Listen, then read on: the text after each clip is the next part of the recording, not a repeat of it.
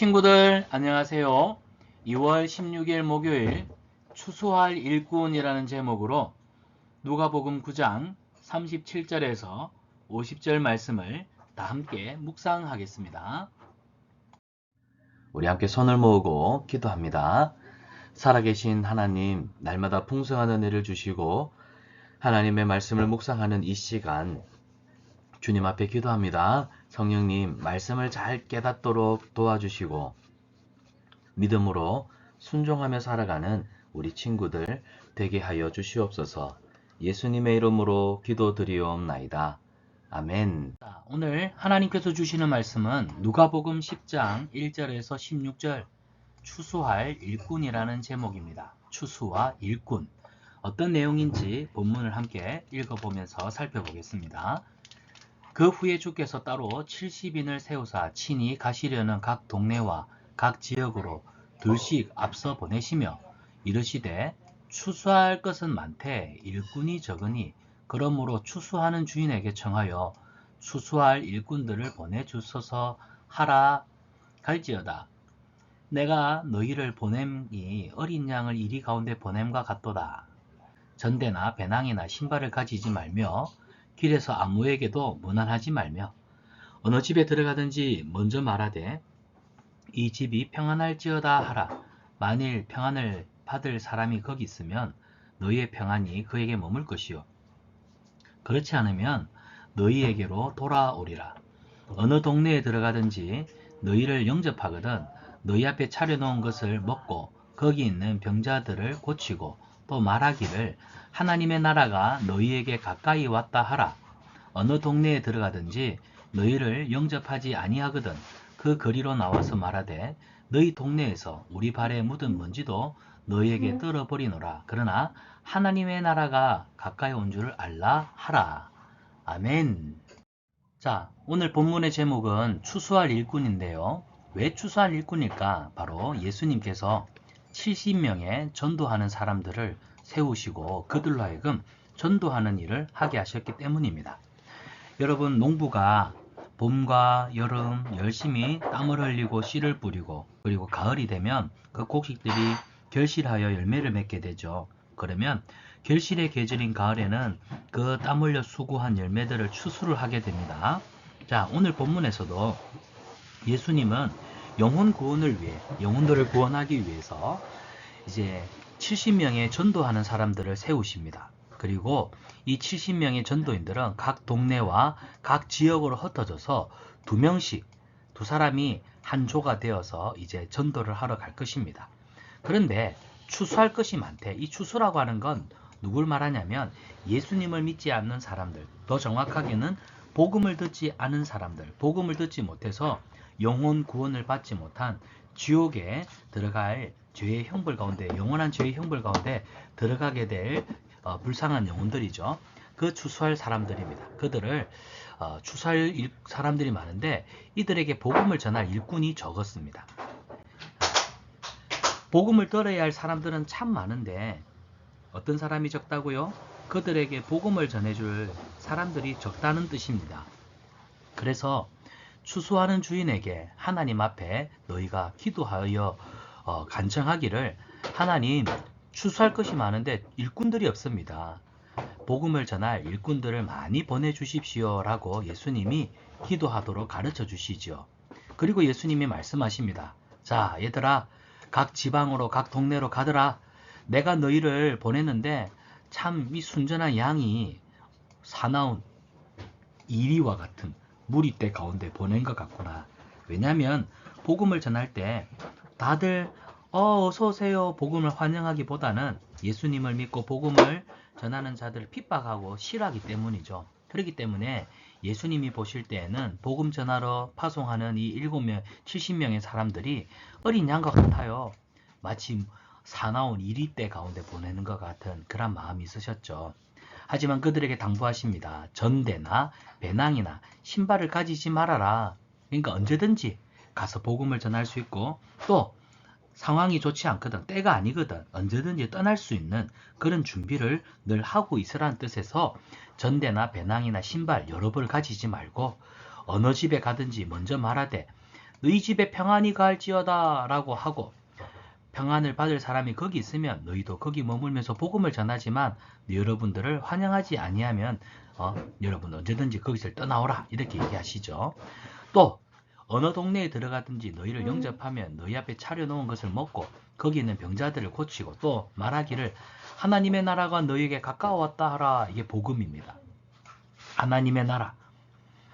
어느 동네를 가든지 너희를 영접하지 아니하거든 그 거리로 나와서 말하되 너희 동네에서 우리 발에 묻은 먼지를 너희에게 떨어버리노라. 그러나 하나님의 나라가 가까이 온 줄 알라. 이 두 번이나 나옵니다.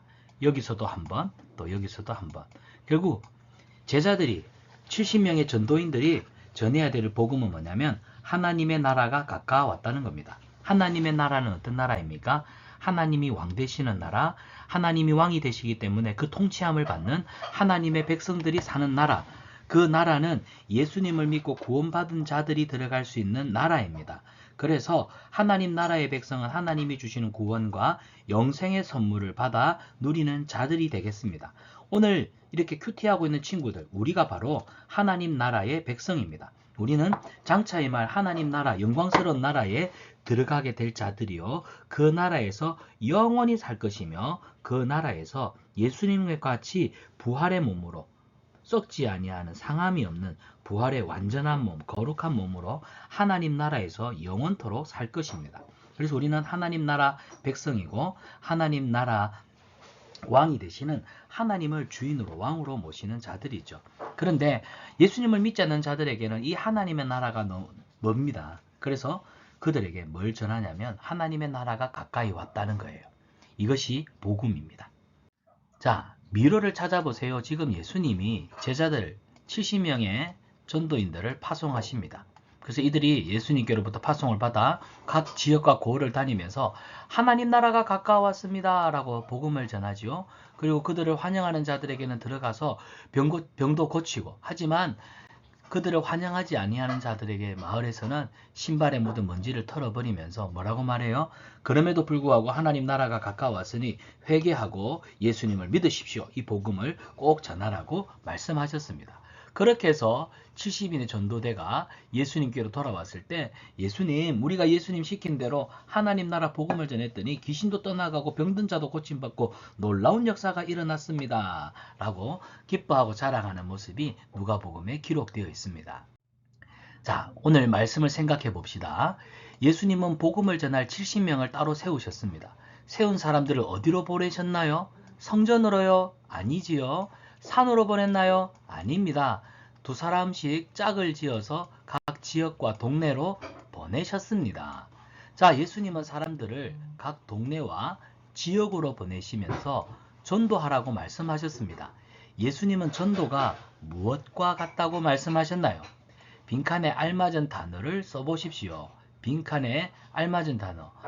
이형, 리얼, 이형. 또 이형, 리얼.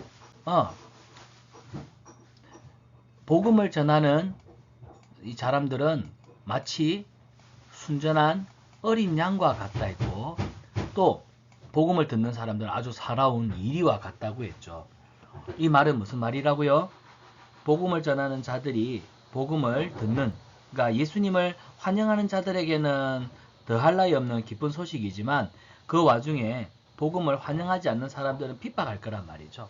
그런 사람들에게 갈 때 다른 사람들인 이리와 같아서 이 어린 양을 막 물어뜯고 하지 않습니까? 예수님은 복음을 전하는 일이 결코 쉬운 일은 아니라는 것, 핍박이 있다는 것을, 환란이 있다는 것을, 그러나 참고 견디고 이겨내면 너희들 이 전하는 생명의 복음을 통하여서 놀라운 구원의 역사가 일어날 것을 분명하게 말씀해 주고 있습니다. 그러면 오늘 들은 말씀을 우리 삶 속에서 한번 실천해 봅시다. 전도는 마치 양이 이리에게 가는 것처럼 쉬운 일이 아닙니다. 하지만 예수님이 전도하도록 명령하셨고요. 전도할 때 도와주시겠다고 약속하셨습니다. 나는 쉽지 않지만 예수님이 도와주실 것이라는 믿는 마음으로 전도하고 있나요? 주변 사람들에게 예수님을 전할 수 있는 용기를 달라고 기도문을 한번 써보시기를 바랍니다. 여기에다가 예수님, 믿지 않는 친구들, 믿지 않는 선생님, 믿지 않는 부모님, 믿지 않는 이웃들에게 제가 복음을 전할 때 하나님 능력과 지혜를 함께 해주셔서 그들이 생명의 예수님 복음을 듣고 구원받을 수 있도록 은혜를 주세요라고 여러분이 용기를 달라고 지혜를 달라고 이렇게 기도문을 한번 써보기를 바랍니다. 자, 빈칸에 외울 말씀, 빈칸을 채워가면서 오늘 이번 주 말씀을 외워보겠습니다. 이르되 자비를 베푼 자니이다. 예수께서 이르시되 가서 너도 이와 같이 하라 하시니라. 누가복음 10장 37절 말씀. 아멘. 한 번 더 읽어봅니다. 이르되 자비를 베푼 자니이다. 예수께서 이르시되 가서 너도 이와 같이 하라 하시니라. 누가복음 10장 37절 말씀. 아멘. 우리 손을 모으고 함께 기도하겠습니다. 사랑의 하나님, 은혜를 감사합니다.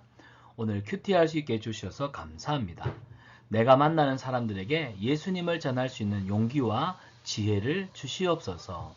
깨달은 말씀에 순종하며 살아가는 은혜를 주시옵소서. 예수님 늘 나와 함께 하심에 감사를 드립니다. 우리를 사랑하시는 예수님의 이름으로 기도드리옵나이다. 아멘. 큐티로 시작한 하루, 큐티로 마무리한 하루, 가장 행복합니다.